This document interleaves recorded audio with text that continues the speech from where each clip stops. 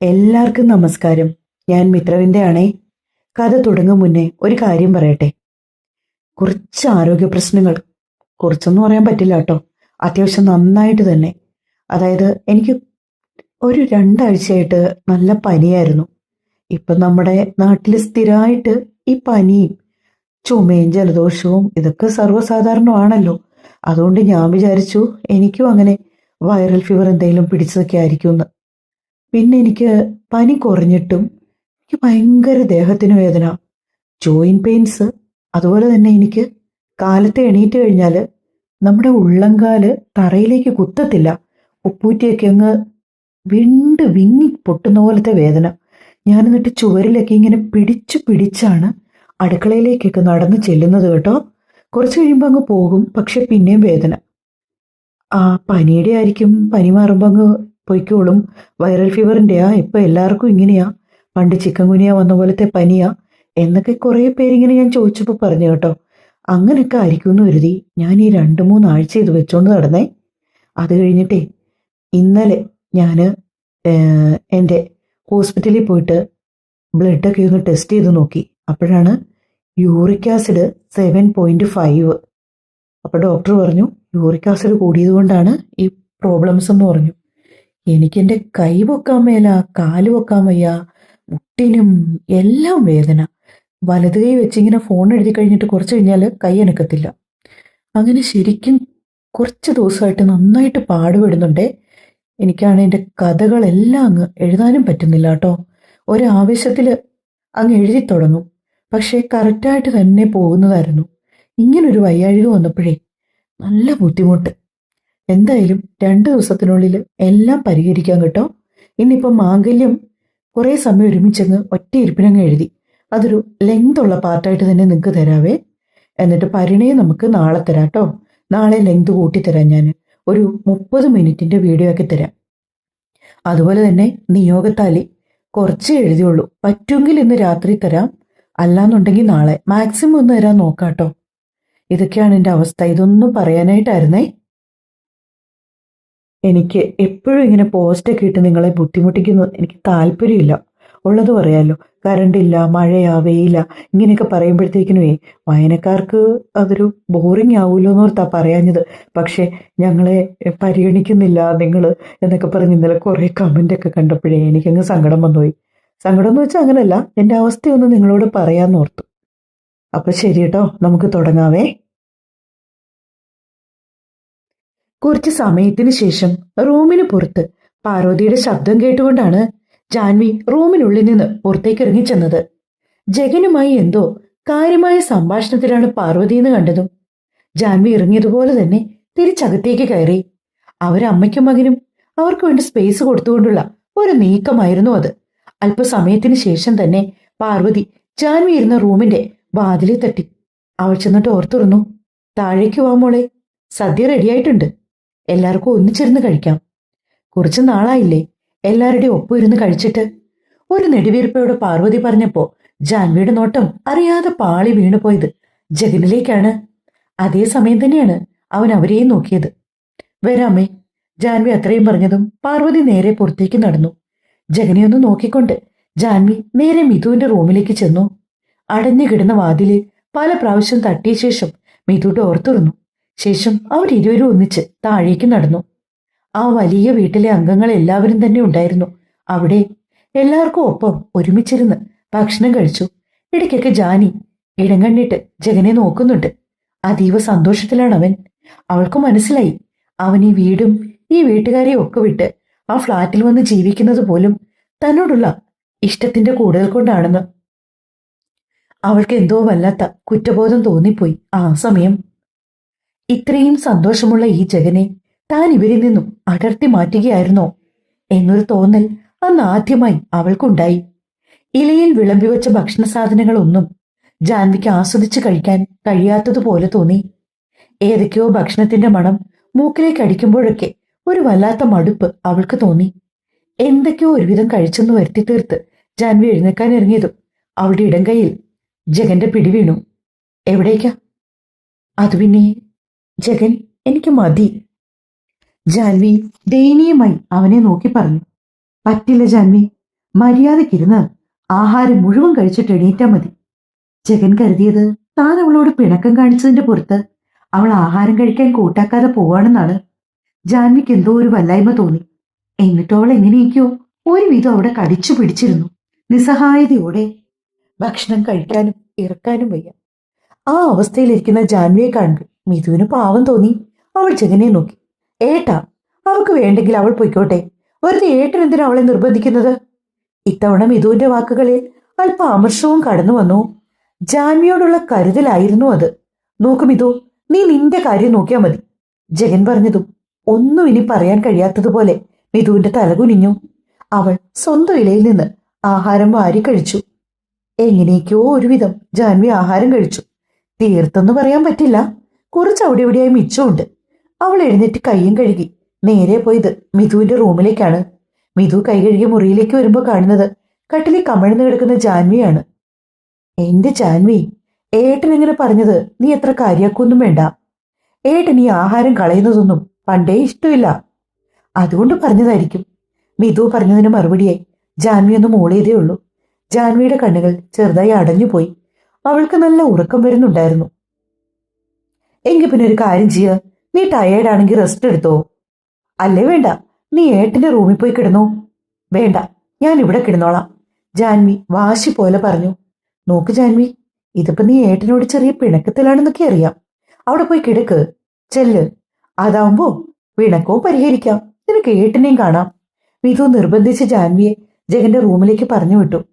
ജഗൻ ആഹാരമൊക്കെ കഴിച്ച് കുറച്ചു സമയം അമ്മയോടൊക്കെ വർത്താനം പറഞ്ഞ് മുകളിലേക്ക് കയറി വരുമ്പോൾ കാണുന്ന കാഴ്ച ബെഡിൽ കമിഴ്ന്നു കിടക്കുന്ന ജാൻവിയാണ്. അവൻ അവൾക്ക് അടുത്തേക്ക് വന്നുകൊണ്ട് മെല്ലെ അവളെ തനിക്ക് അഭിമുഖമായി മലർത്തിക്കെടുത്താൻ ശ്രമിച്ചു. കണ്ണുകൾ ഇറുക്കിയടിച്ച് എന്തു വന്നാലും ഈ കണ്ണ് തുറക്കില്ല എന്നൊരു വാശിയിലാണ് പെണ്ണ്. എന്റെ ജാനിപ്പെണ്ണിനിത് എന്തു പറ്റി? വയ്യേ? ജഗൻ അവളുടെ മുഖം കൊഞ്ചിച്ചുകൊണ്ട് ചോദിക്കുന്നുണ്ട്. ജാൻവി ആ ചോദ്യം കേട്ടിട്ടും കേൾക്കാത്ത ഭാവത്തിൽ തന്നെ കിടന്നു. ദേ നോക്ക്, ആഹാരം കളയുന്നത് എനിക്ക് ഇഷ്ടമല്ലെന്നുള്ള കാര്യം എല്ലാവരെയും പോലെ ജാൻവിക്കും അറിയാവുന്നതല്ലേ. പിന്നെന്തിനാ എന്റെ മുമ്പിൽ വെച്ച് ആഹാരം കളയാൻ പോയത്? അതും എന്നോടുള്ള ദേഷ്യത്തിന്റെ പുറത്ത്. പെട്ടെന്ന് ജഗൻ എങ്ങനെ പറഞ്ഞതും ജാൻവി കണ്ണുകൾ വലിച്ചു തുറന്നു. ദേഷ്യമോ? ജഗനോടോ? എന്തിന്? ജാൻവിയുടെ കണ്ണുകളിൽ അത്ഭുതം. അത് പിന്നെ താൻ എനിക്ക് ഗിഫ്റ്റ് തന്നില്ലെന്നും പറഞ്ഞ് ഞാൻ പിണങ്ങി നടന്നതിന്റെ പേരിൽ തനിക്ക് എന്നോട് ചെറിയ ദേഷ്യമില്ലായിരുന്നോ? ഞാൻ കരുതി താൻ ആ ദേഷ്യത്തിന്റെ പുറത്താവും ഭക്ഷണം വേണ്ടെന്ന് വെച്ച് പോകാൻ തുടങ്ങിയതെന്ന്. അപ്പോഴാണ് ജാൻവിക്ക് മനസ്സിലായത് താൻ തെറ്റിദ്ധരിക്കപ്പെടുകയായിരുന്നുവെന്ന്. അതും ഇത്രയും നേരം. ജഗൻ സീരിയസ്ലി ഞാൻ അക്കാര്യം ഓർത്തിട്ട് പോലുമില്ല. അത് പിന്നെ എനിക്ക് ചെറിയൊരു ക്ഷീണം പോലെ തോന്നിയപ്പോ അതുകൊണ്ടാ ഞാൻ ഭക്ഷണം വേണ്ടെന്ന് പറഞ്ഞത്. ആണോ? ഓ, എനിക്കതറിയില്ലായിരുന്നു.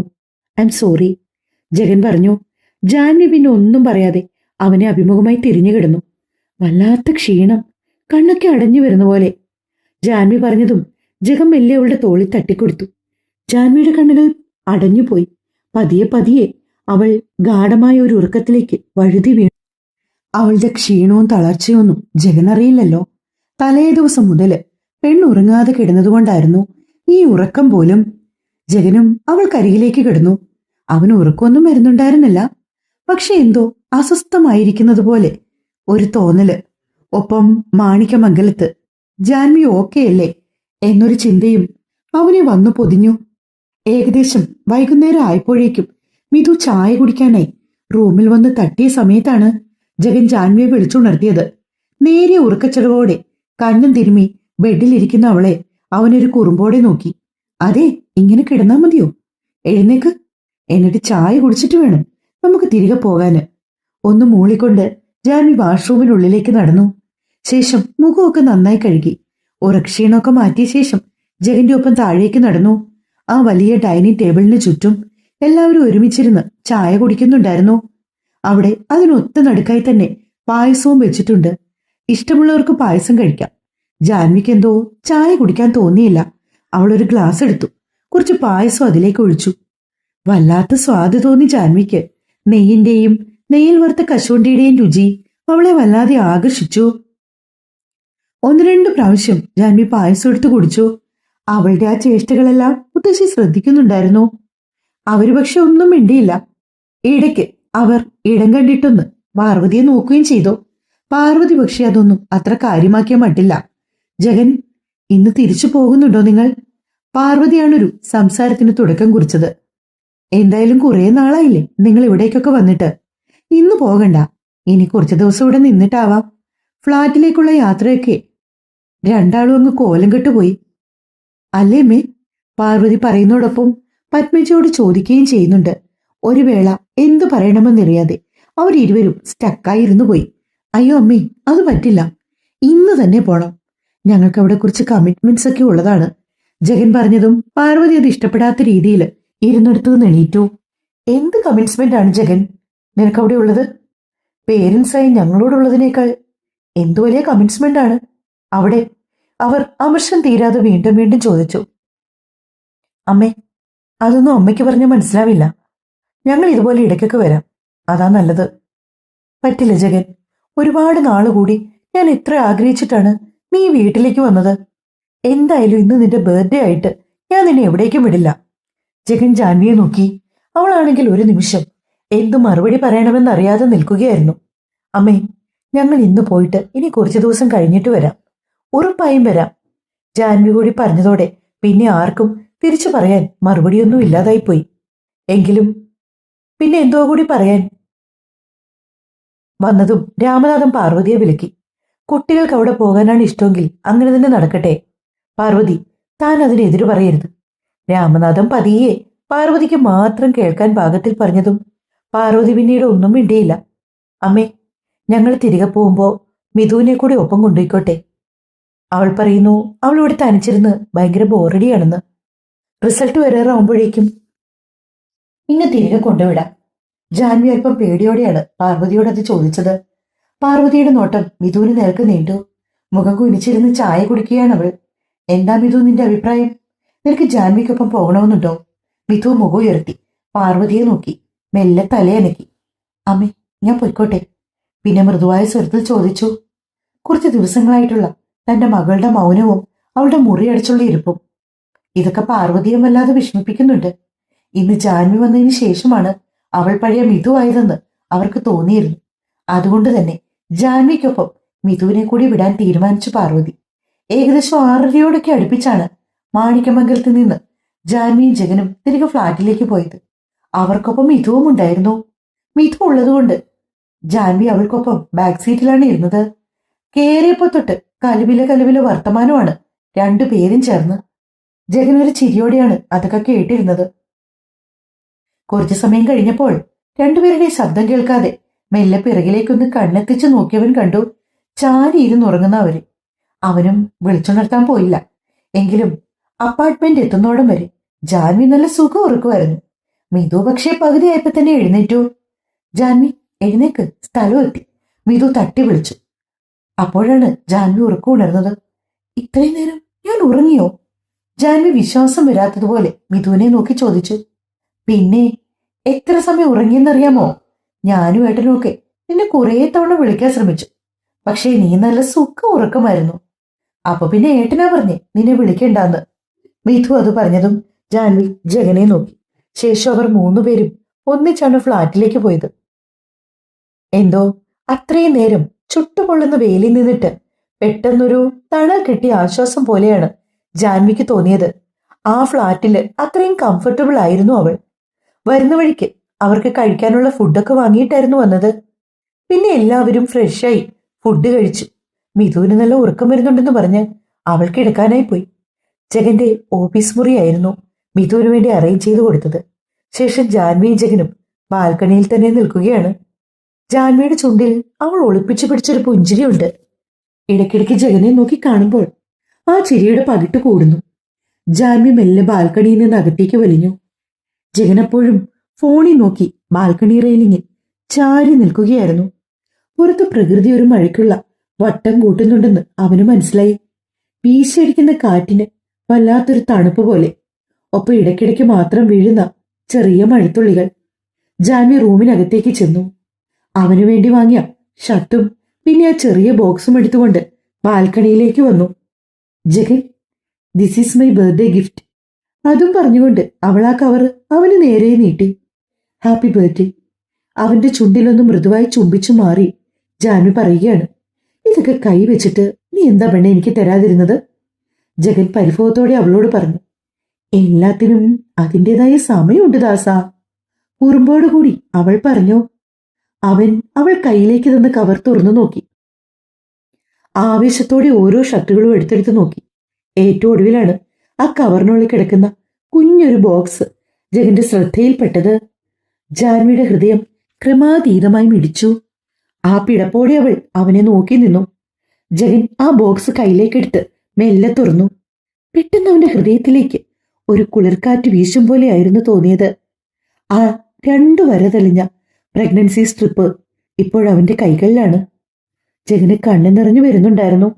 ജാൻവിയെ മുഖമുയർത്തി നോക്കിയാൽ കാണാൻ കഴിയാത്തത്ര അവന്റെ കണ്ണ് നിറഞ്ഞു. കണ്ണുകൾ ഇറുക്കി അടച്ചുകൊണ്ട് ജഗൻ ജാൻവിയെ ചേർത്ത് പിടിച്ചു. പിന്നെ മെല്ലെ അവളുടെ നെറ്റിയിൽ ചുംബിച്ചു. ശേഷം ഇരു കവിളിലും ചുണ്ടിലും ചുംബിച്ചുകൊണ്ട് അകന്നു മാറി. I love you Janvi, Jagan ജാൻവിയോട് പറഞ്ഞു. അത് പറയുമ്പോഴേക്കും അവന്റെ വലം കൈ അവൾ ഇട്ടിരുന്ന ടോപ്പിനുള്ളിലൂടി നഗ്നമായ അവളുടെ ഉദരത്തിൽ അമർന്നു. പിന്നെ മെല്ലെ ആ ടോപ്പ് അല്പം ഉയർത്തി വെച്ച ശേഷം അവൾ ഇട്ടിരുന്ന പാവാട പിടിച്ച് താഴ്ത്തി. അടിവയറിൽ ഒരു ചുംബനം. തന്റെ അച്ഛനിൽ നിന്ന് ലഭിക്കുന്ന ആദ്യ ചുംബനം. ജഗന്റെ അധരങ്ങളുടെ ചൂട് തന്റെ വയറിൽ പതിഞ്ഞതും ജാൻവി മിഴികൾ ഇറുക്കിയടിച്ച് അതേ നിൽപ്പ് നിന്നു. പെട്ടെന്നായിരുന്നു വീശി അടിച്ച മഴ അവരിരുവരെയും ഒരുപോലെ നനച്ചത്. പരസ്പരം അകന്നു മാറാതെ ആ ബാൽക്കണിയിൽ നിന്നുകൊണ്ട് അവർ രണ്ടാളും ആ പ്രണയമഴ ഒന്നിച്ചു നനഞ്ഞു. ജാൻവിയുടെ മുഖത്ത് പതിഞ്ഞിരിക്കുന്ന മഴത്തുള്ളികൾ ഓരോന്നും തന്റെ അധരങ്ങളാൽ കവർന്നെടുത്തു ജഗൻ. എന്നിട്ട് വീണ്ടും മതിവരാത്തതുപോലെ അവളുടെ നെറ്റിയിലേക്ക് അവന്റെ ചുണ്ട് ചേർത്തു. ശേഷം അവൻ അവളെയും കൊണ്ട് റൂമിലേക്ക് വന്നു. ഇരുവരും നനഞ്ഞ വസ്ത്രമെല്ലാം മാറ്റി വേറൊന്നും എടുത്തിട്ടു. നമുക്ക് കിടന്നാലോ? ജഗൻ ചോദിച്ചതും ജാൻവി ഒരു മൂളലോടെ പതിയെ ബെഡിലേക്ക് കിടന്നു. അന്ന് പതിവിന് വിപരീതമായി ജഗന്റെ ഒരു കൈ അവളുടെ വയറിനെ പൊതിഞ്ഞു പിടിച്ചിരുന്നു. ജാൻവിക്ക് വല്ലാത്ത സന്തോഷം തോന്നുന്നുണ്ടായിരുന്നു. അവൾ അവന്റെ മുഖത്തെ നിറച്ചിരിയിലേക്ക് നോക്കി. ഉറങ്ങിക്കോ, ഉറക്കം കളയണ്ട. ഈ സമയത്ത് ഉറക്കത്തിനൊക്കെ നല്ല ഇമ്പോർട്ടൻസ് ഉണ്ട്, അറിയാമോ? ജഗൻ പറഞ്ഞു. ഞാൻ ശ്രദ്ധിക്കുന്നുണ്ടായിരുന്നു. കുറച്ച് ദിവസം കൊണ്ട് എനിക്ക് വല്ലാത്ത ക്ഷീണവും ഉറക്കവും ഒക്കെയായിരുന്നു. അപ്പോ അതിനു പിന്നിലെ കാരണം ഇതായിരുന്നല്ലേ? അവളുടെ വയറിലൊന്ന് തലോടിക്കൊണ്ട് ജഗൻ ചോദിച്ചതും ജാൻവി നാണത്തോടെ അവന്റെ കഴുത്തടിക്കിലേക്ക് മുഖം പൂഴ്ത്തിക്കളഞ്ഞു. എല്ലാരോടും പറയണ്ടേ ജഗൻ? ഞാൻ മിഥുനോട് പോയി പറഞ്ഞിട്ട് വരട്ടെ. ജാൻവി പെട്ടെന്ന് മിഥു അവിടെയുള്ള കാര്യം ഓർമ്മ വന്നതുപോലെ എഴുന്നേൽക്കാൻ തുടങ്ങിയതും ജഗൻ അവളെ പിടിച്ച് കട്ടിലേക്ക് തന്നെ ഇരുത്തി. ഇത്രയും രാത്രിയായില്ലേ, മിഥു ഉപ്പ് ഉറങ്ങിയിട്ടുണ്ടാകും. നമുക്ക് നാളെ പറയാം എല്ലാവരോടും. നീ എന്താ ഇത്രയും നേരം ഇത് പറയാഞ്ഞത്? നേരത്തെ ആയിരുന്നെങ്കിൽ വീട്ടിലെല്ലാവരും ഇത് കേട്ട് ഹാപ്പി ആയേനെ. എനിക്ക് കാര്യം ഇവിടെ വെച്ച് ജഗനോട് പറയണമെന്നായിരുന്നു ആഗ്രഹം. പിന്നെ കാലത്തെ ക്ഷേത്രത്തിൽ പോകേണ്ടതുകൊണ്ട് നമ്മൾ വെളുപ്പിനെ പുറപ്പെട്ടതുമല്ലേ. അവൾ പറഞ്ഞത് കേട്ട് ജഗൻ തലകുലുക്കി. നേരത്തെ അറിഞ്ഞെങ്കിൽ പിന്നെ നിന്നെ 1 മാസത്തേക്ക് ഇവിടേക്ക് പോലും അവരാരും അയക്കില്ലായിരുന്നു പെണ്ണെ. യോ, നേരാണ് കേട്ടോ. അവളും ചിരിച്ചു. അങ്ങനെ കുറേ നേരം രണ്ടുപേരും സംസാരിച്ചു കിടന്നു. ഒടുവിൽ എപ്പോഴോ പതിയെ പതിയെ ഇരുവരും ഉറക്കത്തിലേക്ക് ആഴ്ന്നിറങ്ങി. പിറ്റേന്നത്തെ പ്രഭാതം അല്പം പുതുമയുള്ളതായിരുന്നു ജാൻവിക്കും ജഗനും. അമ്മയും അച്ഛനും ആണെന്ന് തിരിച്ചറിഞ്ഞ ശേഷമുള്ള ആദ്യത്തെ പ്രഭാതം. ജാൻവി ചടഞ്ഞുകൂടി ബെഡിലിരുന്നു. ജഗൻ അവളെ നിർബന്ധിച്ചെഴുന്നേപ്പിച്ച് ഓരോ കാര്യങ്ങളും ചെയ്യിപ്പിച്ചു. ശേഷം നേരെ ഡൈനിങ് ഹാളിലേക്ക് കൊണ്ടുവന്നിരുത്തി. മിഥുവിന്റെ മുറിയുടെ വാതിൽ അപ്പോഴും അടഞ്ഞു കിടക്കുകയായിരുന്നു. മിഥു ഉണർന്നില്ലെന്ന് തോന്നുന്നു അല്ലേ ജഗൻ? ജാൻവി പറഞ്ഞതും അത് ശരിവെക്കും പോലെ ജഗൻ തലയാട്ടി. തൽക്കാലം താനീ കോഫി കുടിക്കുക, അവൾ ഉറങ്ങി എഴുന്നേക്കട്ടെ. അപ്പൊ നമുക്ക് കോഫി ഉണ്ടാക്കി കൊടുക്കാം. ജഗൻ പറഞ്ഞതും ജാൻവി കോഫി മഗ് ചുണ്ടോട് ചേർത്തു. എടോ, ഞാൻ താഴെ സെക്യൂരിറ്റിയോട് കഴിഞ്ഞ ദിവസം ഒരു ജോലിക്കാരിയെ നോക്കുന്നതിനെ പറ്റി പറഞ്ഞിരുന്നു. ഇനിയിപ്പോൾ അത് കുറച്ച് പെട്ടെന്നാവാലേ, അല്ലെങ്കിൽ പിന്നെ എല്ലാം കൂടി മാനേജ് ചെയ്യാൻ തനിക്ക് ബുദ്ധിമുട്ടാവും. ജഗൻ പറഞ്ഞതും ജാൻവി ചിരിയോടെ കേട്ടിരുന്നു. ഇന്നെന്താ തനിക്ക് ബ്രേക്ക്ഫാസ്റ്റ് ആയിട്ട് വേണ്ടത്? ജഗൻ ചോദിച്ചപ്പോ ജാൻവി കൗതുകത്തോടെ അവനെ നോക്കി. വല്ലാത്തൊരു ആവേശമുണ്ട് തനിക്ക് വേണ്ടി ഓരോ കാര്യങ്ങളും ചെയ്തു തരാൻ. മുമ്പും അവൻ അങ്ങനെയായിരുന്നു. പക്ഷെ ഇന്നെന്തോ ഒരു പ്രത്യേകത ജാൻവി ഓർത്തു. ഇന്ന് നമുക്ക് നല്ല ഇഡലി സാമ്പാറും ആയാലോ? ഓക്കെ. അതും പറഞ്ഞ് ജഗൻ എഴുന്നേറ്റതും ജാൻവി അവനെ തന്നെ നോക്കി. ജഗൻ ഉണ്ടാക്കാൻ പോവാണോ? അല്ല, ഓർഡർ ചെയ്യാൻ. ഫോൺ റൂമിലായിരിക്കുന്നത്. അവനത് പറഞ്ഞതും അവൾ ചിരിയോടെ മുഖം കുനിച്ചു കളഞ്ഞു. ജഗൻ പോയി ഫോണും എടുത്ത് 3 പേർക്കുള്ള ഭക്ഷണമൊക്കെ ഓർഡർ ചെയ്തിട്ടിരിക്കുന്ന നേരത്താണ് മിതു എഴുന്നേറ്റ് വന്നത്. ആഹാ, ദാ വന്നല്ലോ അപ്പച്ചി. ജാൻവി പറഞ്ഞതും മിതു സംശയത്തോടെ അവളെ നോക്കി. നീ എന്താ വിളിച്ചത്? അപ്പച്ചിന്ന്. ജാൻവി വീണ്ടും എടുത്തു പറഞ്ഞു. മിതുവിന്റെ കണ്ണിലെ പാവങ്ങൾ നിമി നേരം കൊണ്ട് മാറി മറിഞ്ഞു. അവൾ ഓടി ജാൻവിക്കരികിലേക്ക് വന്നിരുന്നു. ശരിക്കും? കസേരയിലിരിക്കുന്ന ജാൻവിയുടെ തൊട്ടടുത്ത് മുട്ടുകുത്തിയിരിക്കുവാണ് മിതു. അവളുടെ ഒരു കൈ ജാൻവിയുടെ വയറിലേക്ക് സ്ഥാനം പിടിച്ചു. സത്യം പറ ജാൻവി, ആണോ? ജാൻവി ചിരിയോടെ തലയാട്ടിയതും മിതു വിശ്വാസം വരാതെ ജഗനെ നോക്കി. അവന്റെ ഭാഗത്തു നിന്നും അനുകൂലമായൊരു മറുപടി ലഭിച്ചതോടെ മിതുവിന് സന്തോഷം കൊണ്ട് തുള്ളിച്ചാടാൻ തോന്നി. മിതു ഇരുന്നിടത്ത് നിന്ന് ചാടി എഴുന്നേറ്റ് ജാൻവിയെ കസേരയിൽ നിന്ന് വലിച്ചെഴുന്നേപ്പിച്ചു. ശേഷം അവളെ കെട്ടിപ്പിടിച്ചു. അവളുടെ കവിളിലേക്ക് ചുണ്ടു ചേർത്തു. ഞാനൊരു കാര്യം പറയട്ടെ. നിങ്ങൾ കോവിലകത്തേക്ക് വന്നപ്പോഴേ ഞാൻ ഊഹിച്ചതാ. എനിക്ക് തോന്നിയിരുന്നു നിനക്ക് എന്തൊക്കെയോ മാറ്റങ്ങളുണ്ടെന്ന്. അപ്പൊ ഇതായിരുന്നല്ലേ? മിതുവിന്റെ ഒരു കൈ എപ്പോഴും ജാൻവിയുടെ വയറിൽ തന്നെയാണ്. എന്നാലും അപ്പച്ചിയുടെ കുഞ്ഞേ, പെട്ടെന്ന് വായോ. അപ്പച്ചി വെയിറ്റിംഗ് ആണ് കേട്ടോ. ശേഷം പതിയെ താഴ്ന്ന് ജാൻവിയുടെ വയറിന്റെ അടുത്തേക്ക് വന്ന് മുഖം അടുപ്പിച്ച് മിതു പറഞ്ഞതും ജാൻവിയും ജഗനും ഒരുപോലെ ചിരിച്ചു. എല്ലാവരെയും വിളിച്ചു പറഞ്ഞോ, ഏട്ടാ, ഇതറിയുമ്പോ കോവിലകത്ത് എല്ലാവർക്കും ഒരുപാട് സന്തോഷമാകും. ഞാൻ തന്നെ അറിഞ്ഞത് ഇന്നലെ രാത്രിയാ. നിന്റെ ഏടത്തി ഇതൊക്കെ ഹൈഡ് ചെയ്തു വെച്ചിരിക്കുമായിരുന്നു. ആദ്യമായിട്ടാണ് ജഗന്റെ വായിൽ നിന്നും ജാൻവിയെ ഏടത്തിയെന്ന് വിശേഷിപ്പിക്കുന്നത്. ആണോ ഏടത്തി? അത് കേട്ടതും മിതു കളിയോടെ ജാൻവിയുടെ താടിയിൽ പിടിച്ചു കൊഞ്ചിച്ചു. പോ ജഗൻ. എന്തായാലും ശരി, നീ ഇരിക്ക്, എന്നിട്ട് ഈ കോഫി കുടിക്ക്. ജഗൻ പറഞ്ഞതും മിതു ജാൻവിക്കടുത്തേക്ക് ഒരു കസേര വലിച്ചിട്ട് അവിടേക്ക് ഇരുന്നു. ജഗൻ ഫോൺ എടുത്തുകൊണ്ട് ബാൽക്കണിയിലേക്ക് നടന്നു. അമ്മയെ വിളിച്ചു പറയലാണ് ഉദ്ദേശം. അതിരാവിലെ തന്നെ ജഗന്റെ കോൾ കണ്ടതും പാർവതിക്ക് വല്ലാത്തൊരു ഉത്സാഹം. ഹലോ അമ്മേ. മറുഭാഗത്തു നിന്നും ജഗനിലും അതേ സന്തോഷമാണെന്നറിഞ്ഞതും പാർവതിയുടെ മനസ്സ് നിറഞ്ഞു. പറ മോനെ, നീ ഓഫീസിൽ പോകാൻ റെഡിയായോ? ഇല്ലമ്മേ, ഒരു ചെറിയ വിശേഷമുണ്ട്. ജഗൻ പറഞ്ഞു തുടങ്ങിയപ്പോഴേ പാർവതിക്ക് ചെറിയ സംശയം തോന്നി. അമ്മേ. ജാൻവിക്ക് അരിഞ്ഞാണ്. കേൾക്കാൻ കൊതിച്ചതെന്തോ കേട്ട സന്തോഷത്തിൽ പാർവതിക്കൊന്ന് തുള്ളിച്ചാടാൻ തോന്നിപ്പോയി. ശരിക്കും ആണു മോനെ? പാർവതിയുടെ ഈ ആവേശം കണ്ടുകൊണ്ടാണ് രാമനാഥൻ അവർക്കടുത്തേക്ക് വന്നത്. എന്തുറ്റി പാർവതി, എന്താ കാര്യം? രാമേട്ടാ, ജാൻവി പ്രഗ്നന്റ് ആണെന്ന് ജഗനെ വിളിച്ചു പറഞ്ഞേ. ആഹാ, സന്തോഷമുള്ള വാർത്തയാണല്ലോ. അയാൾ ഫോണ് അവരുടെ കയ്യിൽ നിന്ന് വാങ്ങി. കൺഗ്രാറ്റ്സ് മോനെ. രാമനാഥൻ പറഞ്ഞതും ജഗന് ചിരി വന്നുപോയി. പെട്ടെന്ന് തന്നെ പാർവതി ഫോൺ രാമനാഥന്റെ കയ്യിൽ നിന്നും തട്ടിപ്പറിക്കുന്നത് പോലെ വാങ്ങി. എന്നിട്ട് ജാൻവി എവിടെ? ജാൻവി ഇതാ കോഫി കുടിക്കുന്നമ്മേ. കോഫിയോ? ജഗൻ, ഈ സമയത്ത് കോഫിയൊന്നും കുടിച്ചുകൂടാ, അതറിയില്ലേ? അതെങ്ങനാ?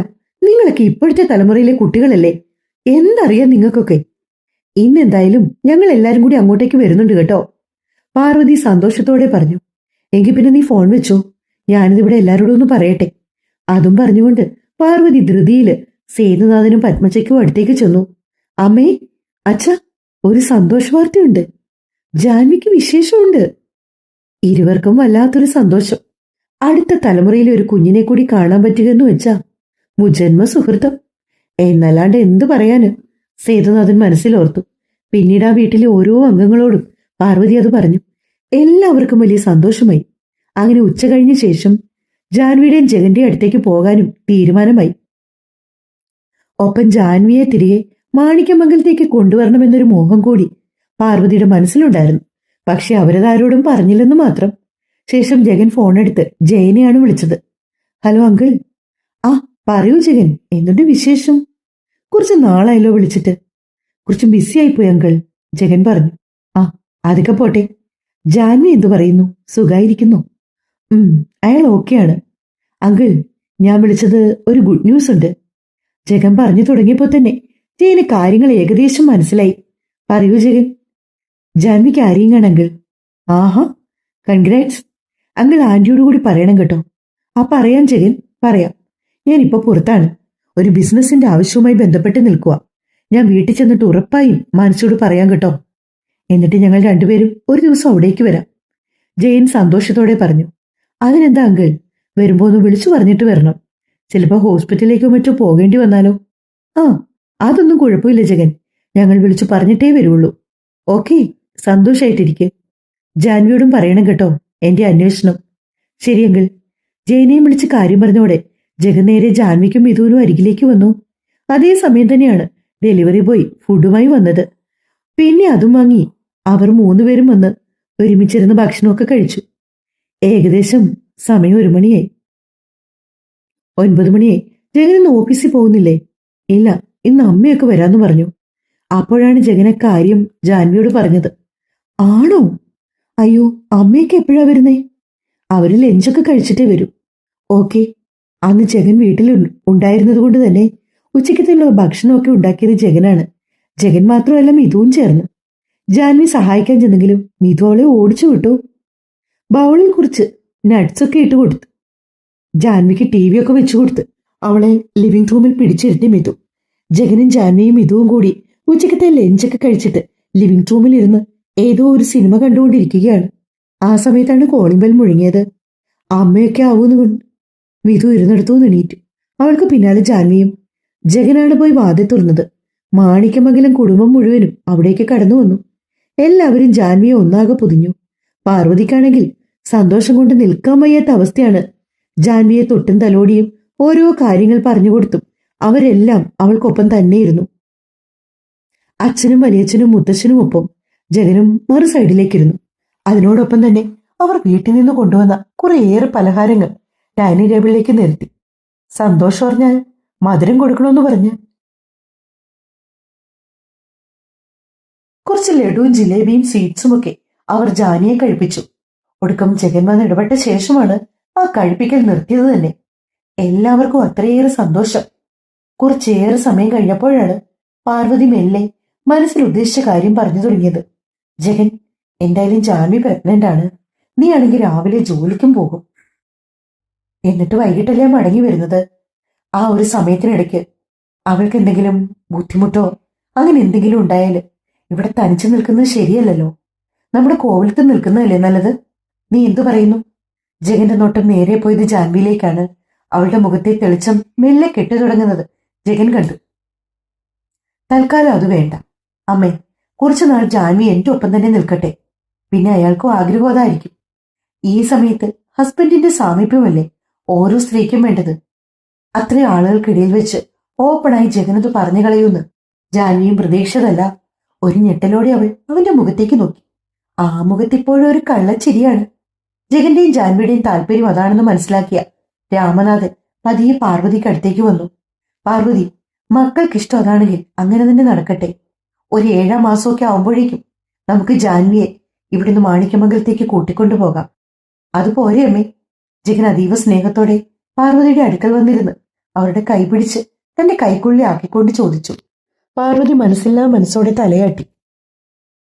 എങ്കിൽ പിന്നെ ഒരു കാര്യം ചെയ്യാം. കോവിലകത്തു നിന്ന് സഹായത്തിന് ഒരാളെ ഇങ്ങോട്ട് അയക്കാം. ഭക്ഷണം ഉണ്ടാക്കാനും അത്യാവശ്യം ക്ലീനിങ്ങിനും ഒക്കെ ആയിട്ട്. അതിന് നീ എതിര് പറയരുത്. പാർവതി പറഞ്ഞതും അവൻ ചിരിയോടെ തലയാട്ടി സമ്മതിച്ചു. സത്യം പറഞ്ഞ ഞാൻ ഇപ്പൊ അങ്ങനെ ഒരാളെ അന്വേഷിച്ചുകൊണ്ടിരിക്കുകയാണ്.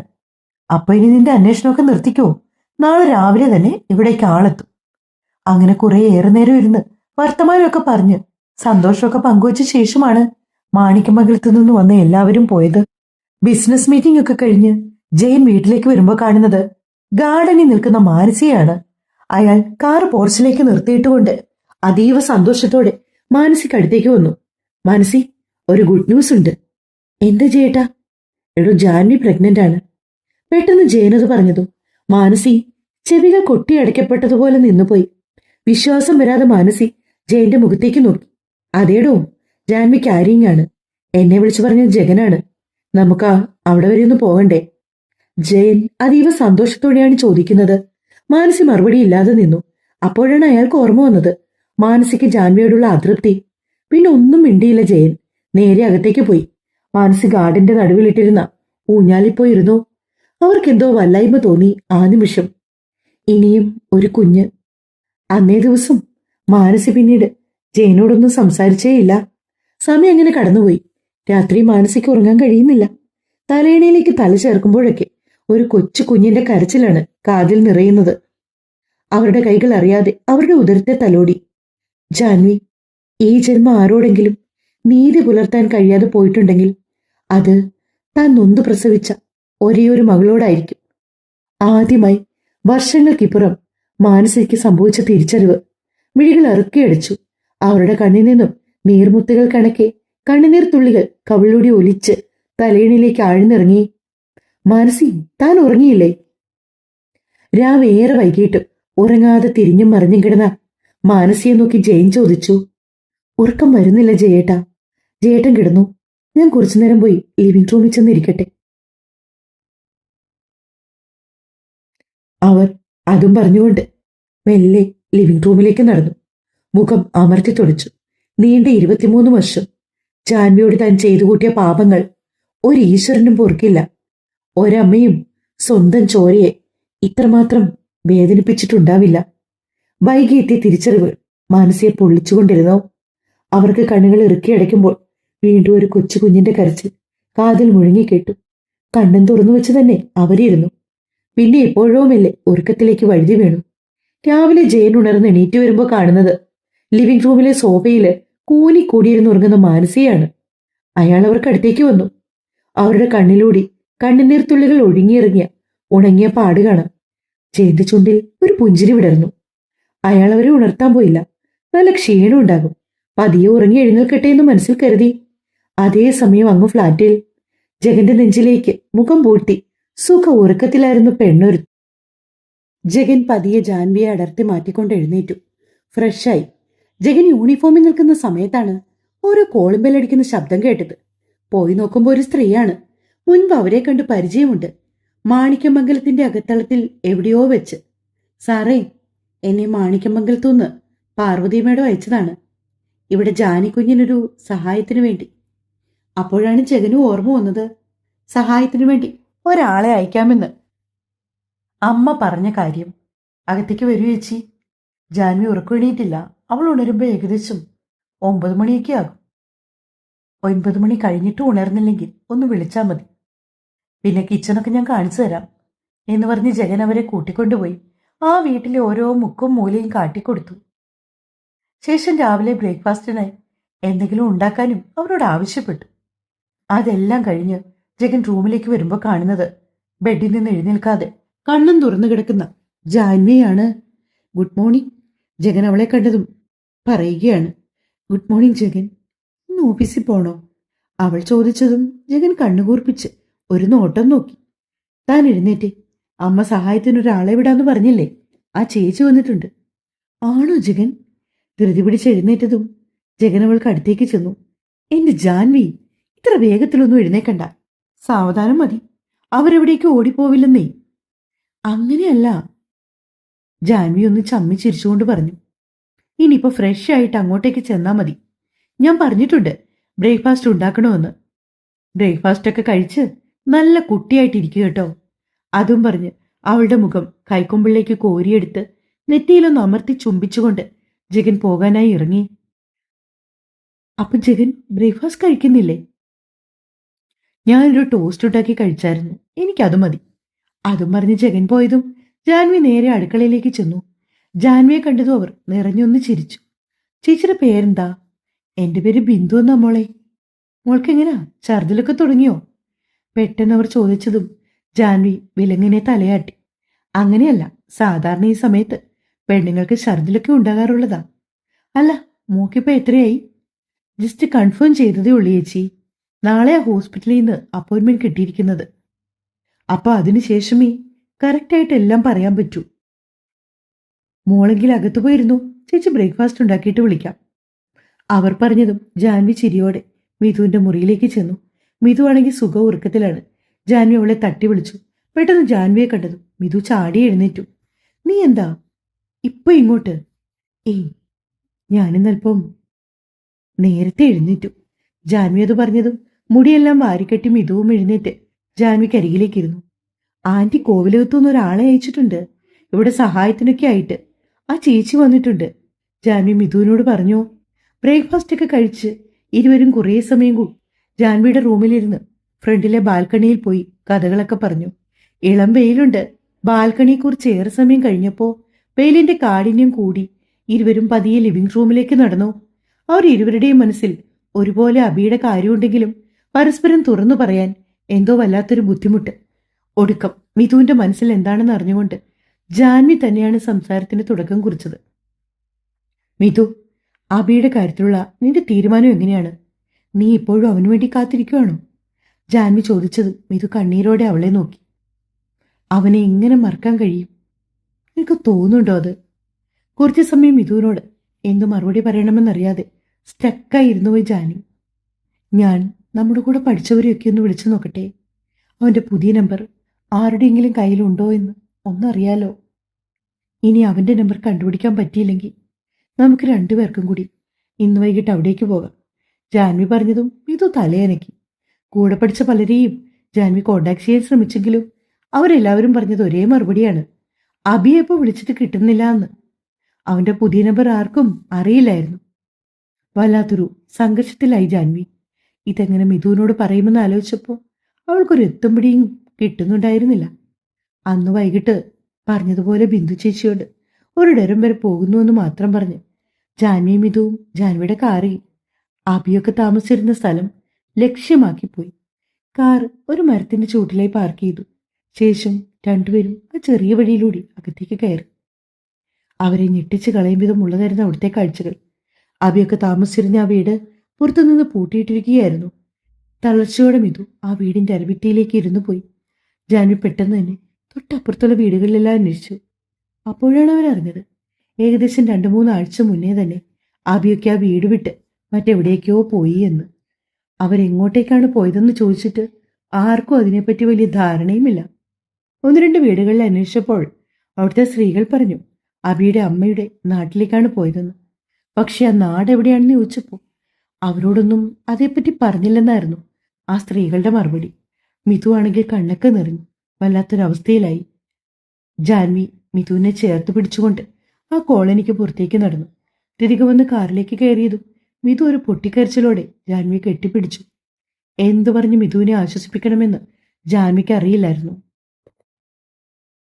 തുടരും.